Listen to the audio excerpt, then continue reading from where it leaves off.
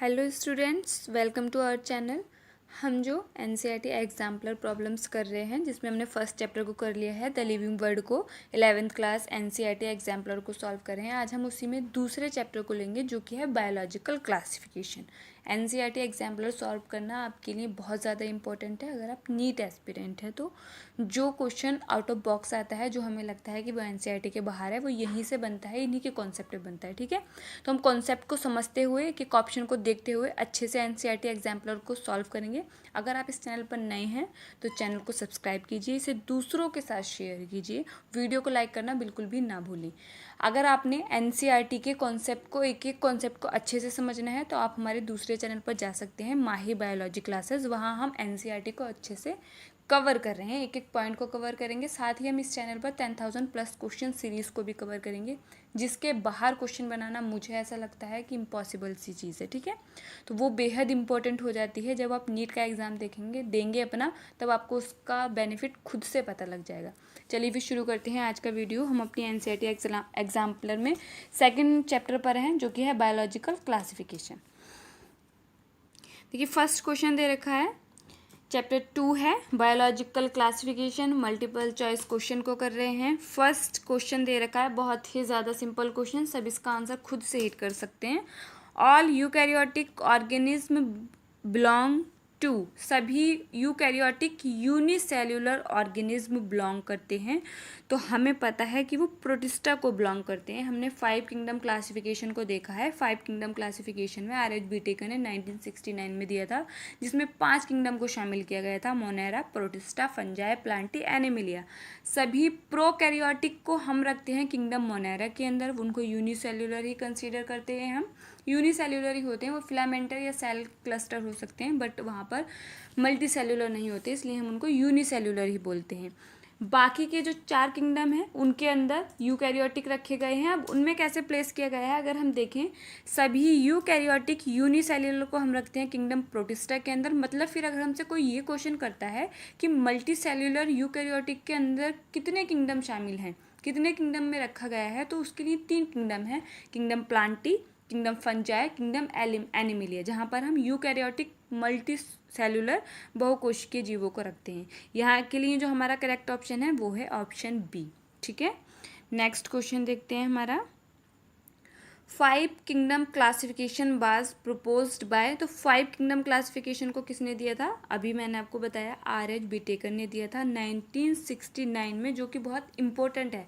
सबसे ज़्यादा इंपॉर्टेंट है ये कि आधारों पे दिया गया था, कौन से वो 5 क्राइटेरिया लिए थे जिसके बेस पर दिया गया था। आपके एनसीईआरटी के अंदर टेबल दे रखा है, वो टेबल बहुत इंपॉर्टेंट है, वहाँ से क्वेश्चन सीधे पूछे जाता है। उस टेबल को जाके मैंने आपको पढ़ा रखा है, जहाँ पर बायोलॉजिकल क्लासिफिकेशन माही बायोलॉजी क्लासेस पर आप जाकर पढ़ सकते हैं। ठीक है, कैरोलस लीनियस, कैरोलस लीनियस को हम फादर ऑफ टैक्सोनॉमी कहते हैं। देखिए, जब आप किसी कॉम्पिटिटिव एग्जाम की प्रिपरेशन कर रहे हैं, अगर आपके सामने एक क्वेश्चन है, आपको उसका करेक्ट आंसर भी पता है, बहुत अच्छी बात है, लेकिन तब भी आप उसके तीनों ऑप्शन पर ध्यान देंगे। आपने तीनों ऑप्शन को अच्छे से समझना है। इसके साथ इसका बेनिफिट हमें ये होता है कि अगर हम 10 क्वेश्चन सॉल्व कर रहे हैं और उसके सभी ऑप्शन को अच्छे से देखते जा रहे हैं कि वो गलत क्यों है या सही क्यों है दूसरे भी, तो उसके लिए जो उसके साथ हम 10 क्वेश्चन के साथ 50 क्वेश्चन को सॉल्व कर रहे होते हैं, क्योंकि वो एक क्वेश्चन दूसरे क्वेश्चन से कनेक्ट होता है। तो फिर अब देखिए, यहाँ पर हमने देखा कैरोलस लीनियस को हम क्या कहते हैं, फादर ऑफ टैक्सोनॉमी कहते हैं। ये किस लिए फेमस है, इन्होंने क्या दिया था, बायोनोमियल नोमेनक्लेचर दिया था। ठीक है,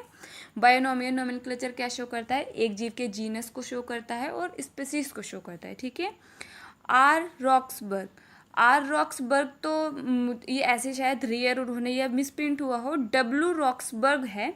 डब्लू रॉक्सबर्ग जो हैं उनको हम बोलते हैं फादर ऑफ इंडियन बॉटनी, बहुत इंपॉर्टेंट है। इन्होंने, ये स्कॉटलैंड के साइंटिस्ट थे, ये चेन्नई में आके शिफ्ट हो गए थे, तो इन्होंने बॉटनी में बहुत सारा काम किया था, इसलिए इनको फादर ऑफ इंडियन बॉटनी बोलते हैं, डब्लू रॉक्सबर्ग को। ठीक है, विर्चोव जो थे, हमारा सेल थ्योरी आया, सेल थ्योरी कोशिका सिद्धांत किसने दिया, शील्डन और स्वान ने दिया।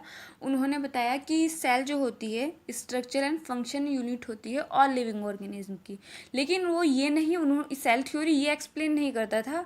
जब उन्होंने दिया था उन्होंने ये एक्सप्लेन नहीं किया कि सेल्स बनती कैसे हैं, तो ये चीज़ एक्सप्लेन की, मतलब सेल थ्योरी को एक्सटेंड किया। विर्चोव ने 1855 में उन्होंने एक स्टेटमेंट दिया, omnis cellula e cellula all cells arises from pre existing cell, मतलब जो कोशिकाएं होती हैं जो पहले से विद्यमान कोशिकाओं से ही बनती हैं, ऐसा बताया था विर्चोव ने 1855 में। आपकी एनसीईआरटी का स्टेटमेंट है, बहुत ज़्यादा इंपॉर्टेंट, ठीक है।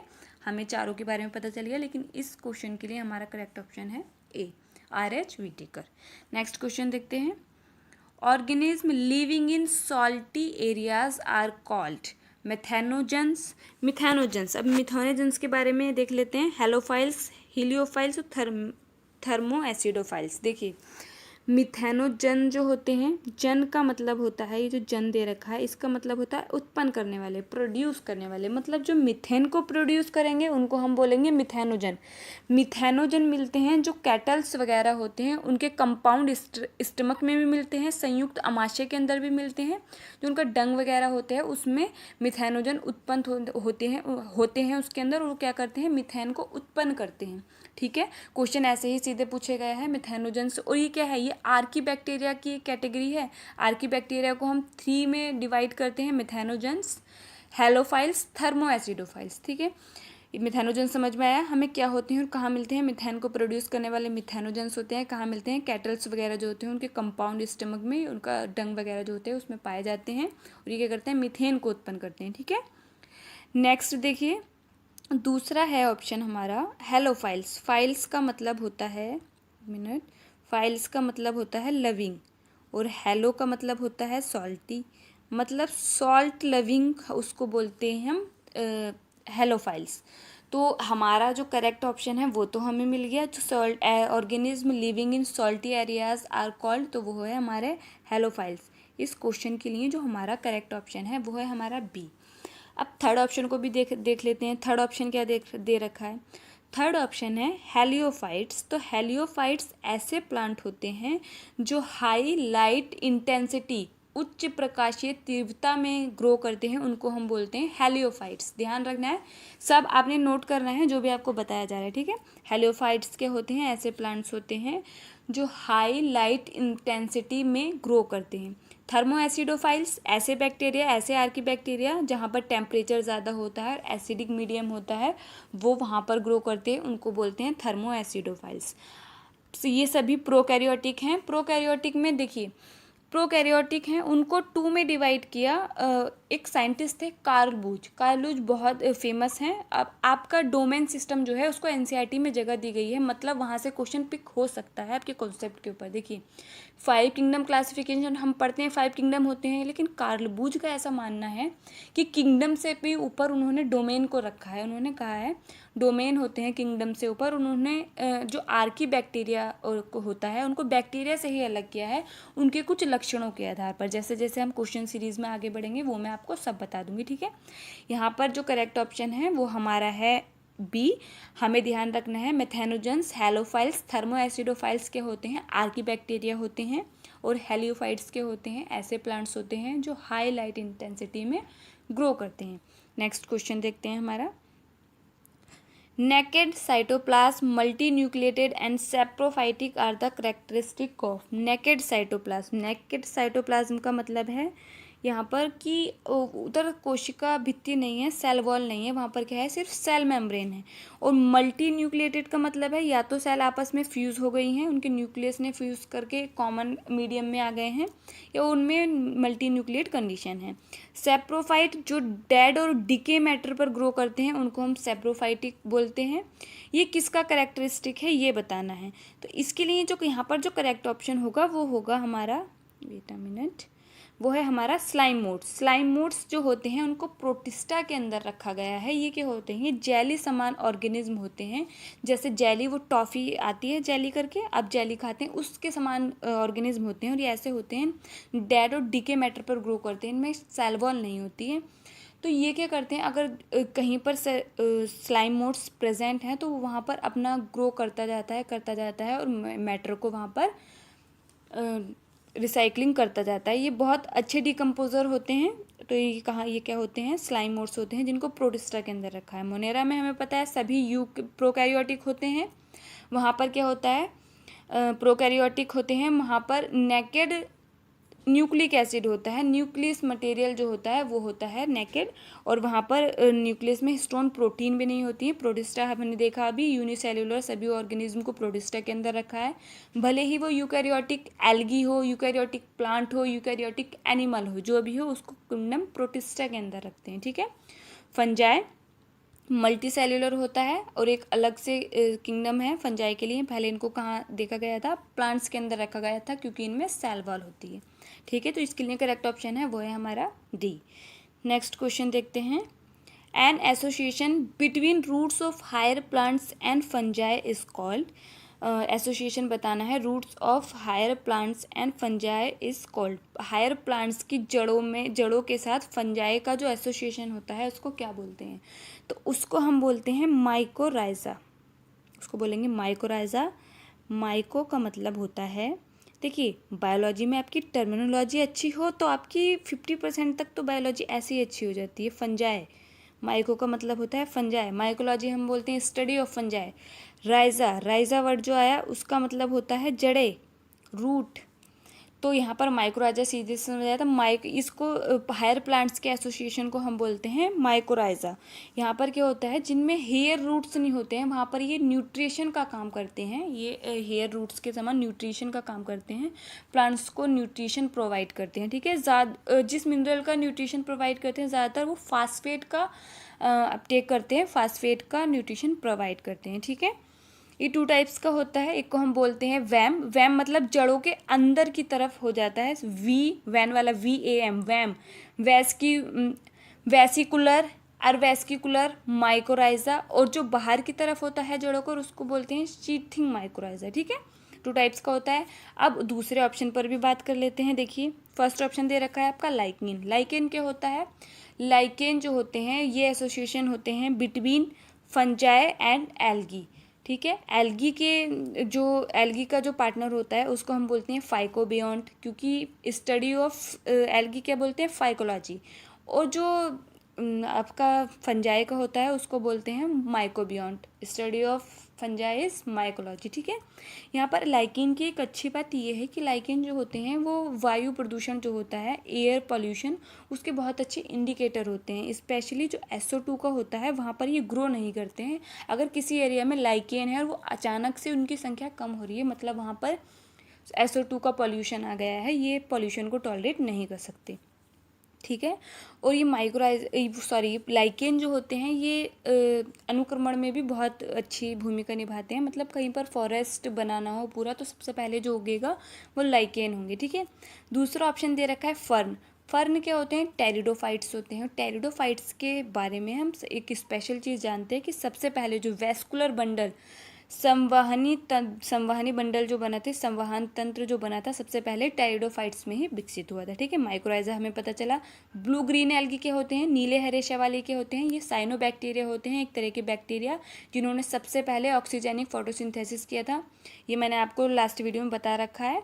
अब दूसरी चीज़ इनके बारे में स्पेशल ये है ब्लू ग्रीन एल्गी की, ये एक और स्पेशल काम करते हैं, वो है नाइट्रोजन फिक्सेशन, नाइट्रोजन स्थिरीकरण। इनके अंदर एक स्पेशल टाइप की सेल होती हैं जिनको हम हेटेरोसिस्ट कहते हैं, उनसे ये नाइट्रोजन को फिक्स करते हैं। नाइट्रोजन फिक्स करने का मतलब क्या हुआ वो हम डिटेल में पढ़ेंगे, वहाँ पर आप पढ़ सकते हैं, मैं आपको पढ़ाऊँगी, लेकिन क्वेश्चन सॉल्व करने से मैं आपको एक डिटेल थोड़ा सा बता रही हूँ, आप समझें। नाइट्रोजन फिक्स करने का मतलब है जो हमारे एनवायरनमेंट में कितनी अधिक वो है नाइट्रोजन 78%, पर इतनी नाइट्रोजन होने के बावजूद भी प्लांट्स जो हैं सीधे उसी फॉर्म में उसको एब्जॉर्ब नहीं कर सकते, नहीं ले सकते, इसलिए उसको नाइट्रेट्स आयन नाइट्राइट्स में कन्वर्ट करना पड़ता है। वो काम करते हैं ब्लू ग्रीन एल्गी। ठीक है, कौन सी स्पेशल सेल्स से, वो है हेटेरोसिस्ट। ठीक है, इसके लिए जो करेक्ट ऑप्शन है वो है हमारा सी, माइकोराइजा, ध्यान रखना है। अ डाइकैरियन इज फॉर्म्ड व्हेन, अभी देख लेते हैं 6 क्वेश्चन। डाइकैरियन, डाई का मतलब हुआ 2, कैरियो का मतलब हुआ न्यूक्लियस, ठीक है। तो डाइकैरियन मतलब दो न्यूक्लियस। अब ये दो न्यूक्लियस का क्या सिस्टम है, अब इसको समझ लेते हैं। अब देखिए ये मिलता है आपको फंजाई के अंदर देखने, एस्कोमाइसिटीज के मेंबर में और बेसिडोमाइसिटीज के मेंबर में। अब होता क्या है, देखिए फंजाई में जब सेक्सुअल रिप्रोडक्शन होता है वहाँ पर 3 इवेंट होते हैं, प्लाज्मोगैमी, कैरियोगैमी, मियोसिस। प्लाज्मोगैमी का मतलब होता है कि उनके साइटोप्लाज्म पहले फ्यूज़ होगा, कैरियोगैमी का मतलब होता है फिर उसके बाद न्यूक्लियस फ्यूज़ होगा एंड फिर उसके बाद म्यूसिस होगा। अब देखिए प्रोसेस को थोड़ा सा समझने की कोशिश करते हैं। ड्रो, ये हुई एक हैप्लॉइड सेल, ये हुई दूसरी हैप्लॉइड सेल, ठीक है, बराबर हैं, थोड़ा ऐसे हो गया तो उसको मत लेना, ठीक है। अब इनका आपस में साइटोप्लाज्म फ्यूज़ किया, ये हो गया इनका आपस में साइटोप्लाज्म फ्यूज़, ये रहा इसका न्यूक्लियस, ये रहा इसका न्यूक्लियस, ये क्या हो गया, प्लाज्मोगैमी पूरा हो गया। अब प्लाज्मोगैमी के बाद इनकी होना चाहिए था कैरियोगैमी। तो यहाँ पर क्या होता है, प्लाज्मोगैमी के बाद ऐसी स्टेज देखने मिलती है कि एक सेल के अंदर ये एक सीधा मीडियम बन गया, एक सेल के अंदर काफ़ी टाइम तक मतलब थोड़े समय तक दोनों न्यूक्लियस ऐसे ही रहते हैं, फ्यूज़ नहीं करते हैं। इसी सिचुएशन को हम कहते हैं डाइकैरियन अवस्था कहते हैं इसको। आफ्टर सम टाइम, कुछ समय के बाद क्या होता है, अब ये दोनों आपस में फ्यूज़ करेंगे और एक ऐसी संरचना बना लेंगे, यहाँ पर ये न्यूक्लियस फ्यूज़ कर गए हैं दोनों, तो ये क्या स्ट्रक्चर बन गया, ये बन गया 2n। 2n मतलब जाइगोट, जाइगोट में क्या 2n हो गया। अब इसमें क्या होगा, मियोसिस होगा, क्योंकि मैंने अभी स्टार्टिंग में बताया जो फंजाई होती हैं वो हैप्लॉइड होती हैं। आप अगर एल्बियोगो जो होता है उस फंजाई को छोड़ दे, बाकी सारी फंजाई हैप्लॉइड होती हैं। तो हैप्लॉइड से अब जब ये डिप्लॉइड कंडीशन बनी है तो इसका मियोसिस होगा। ऐसे ही तीनों इवेंट्स होते हैं, बस हम डाइकैरियन को समझ रहे थे। ये डाइकैरियन का मतलब क्या है, ये जो स्टेज है ये कुछ समय तक ऐसे ही बनी रहेगी, दोनों न्यूक्लियस इसमें प्रेजेंट रहेंगे, दोनों आपस में फ्यूज़ नहीं करेंगे। थोड़े समय के बाद ये आपस में फ्यूज़ करते हैं, 2n स्ट्रक्चर बनता है, फिर उसके बाद स्टेबलाइज करने के लिए उसके क्रोमोसोम नंबर को वहाँ पर क्या हो जाता है, मियोसिस हो जाता है, ठीक है। समझ में आई ये बात, इसको ही डाइकैरियन कहते हैं। कहाँ देखने मिलता है, फंजाई में, एस्कोमाइसिटीज और बेसिडोमाइसिटीज के मेंबर्स में। अब देखिए इसके लिए करेक्ट ऑप्शन देखते हैं, थोड़ा सा मिसप्रिंट है यहाँ पर। इसके लिए जो करेक्ट ऑप्शन होगा, देखिए dikaryon is formed when meiosis arrested. Meiosis तो बहुत बाद में हो रहा है, तो मियोसिस अरेस्टेड होने का तो मतलब ही नहीं होता। दूसरा देखिए, the 2 haploid cells do not fuse immediately, cytoplasm does not fuse. ये भी गलत होगा, साइटोप्लाज्म तो फ्यूज करेगा तभी तो डाइकैरियन जैसी संरचना बनेगी। लेकिन देखिए यहाँ पर इसके लिए जो करेक्ट ऑप्शन है वो बी है, बट यहाँ पर थोड़ा सा करेक्शन देखिए क्या होगा। यहाँ पर लिखा है the 2 haploid cells do not fuse immediately, जबकि यहाँ पर लिखा होना चाहिए था the nucleus of 2 fuse haploid cell do not fuse immediately. थोड़ा सा हम इस चीज़ को माइंड में रखेंगे, ठीक है। और इसके लिए जो करेक्ट ऑप्शन है वो हमारा बी है। नेक्स्ट देखते हैं 7 number, contagium vivum fluidum was proposed by. देखिए कॉन्टेजियम जो दे रखा है इसका जो है इसको बोलते, इसके लिए हम बोलेंगे इन्फेक्शियस, इन्फेक्शियस मतलब संक्रामक, ठीक है, ध्यान रखना है। सर बाइबम का मतलब होगा हमारा, बाइबम का मतलब होगा लिविंग, और फ्लूडम का मतलब, फ्लूड मतलब तरल, मतलब संक्रामक जीवित तरल। इसको सबसे पहले देखा था MW बेजेनरिक। इन्होंने क्या देखा था, इन्होंने एक डिजीज़ होती है तंबाकू tobacco mosaic disease, tobacco mosaic disease जो होती है वो होती है TMB, टोबैको मोज़ेक वायरस से उन्होंने इस पर प्रयोग किया। उन्होंने देखा कि जिन लीव्स में, तंबाकू की जिन पत्तियों में ये इन्फेक्शन हो गया है, अगर हम उस इन्फेक्शियस लीव को किसी और हेल्दी लीव पर लगाते हैं तो इन्फेक्शन वहाँ भी हो जाता है।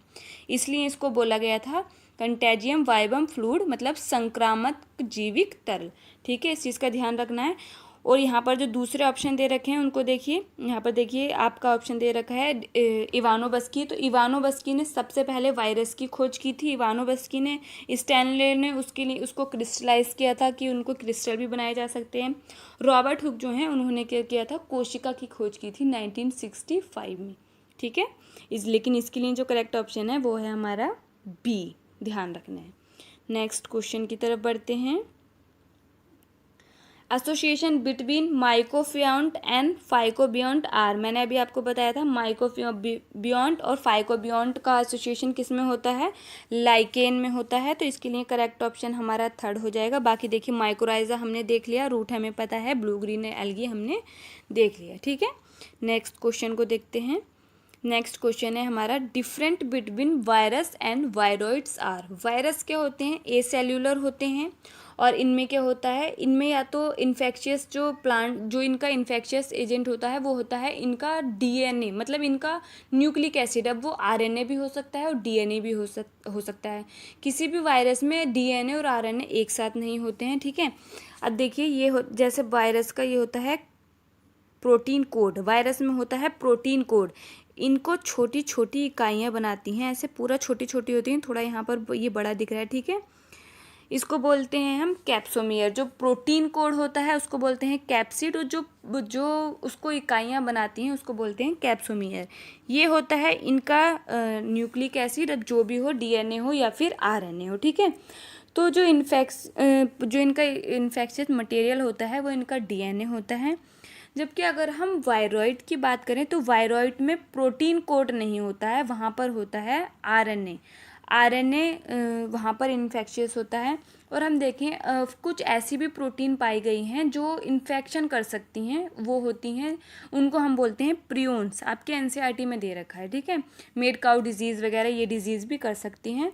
तो वायरस में हमने देखा कि प्रोटीन कोड होता है, कैप्सिड बोलते हैं उसको बनाने वाली इकाइयों को हम बोलते हैं कैप्सोमियर, ठीक है।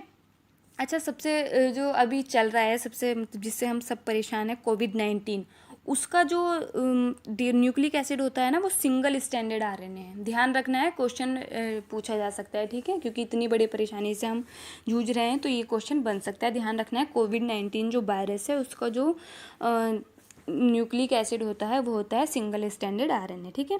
दूसरा वायरॉइड के बारे में देख लेते हैं। वायरॉइड में प्रोटीन कोड नहीं होता है, इसमें क्या होता है, आरएनए होता है, सिंगल स्टैंडर्ड आरएनए।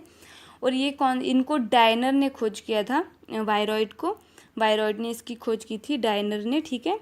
वायरॉइड की खोज डायनर ने की थी। और ये पोटैटो स्पिंडल ट्यूबर डिजीज़ भी करते हैं, PSTD, potato spindle tuber disease, ठीक है।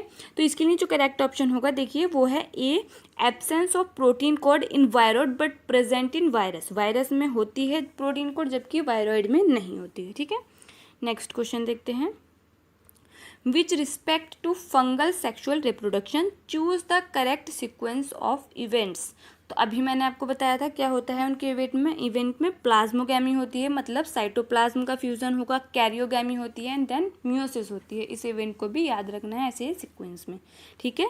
तो इसके लिए जो करेक्ट ऑप्शन होगा वो हमारा सी हो जाएगा। नेक्स्ट क्वेश्चन देखते हैं। Viruses are non-cellular organisms but replicate themselves once they infect the host cell.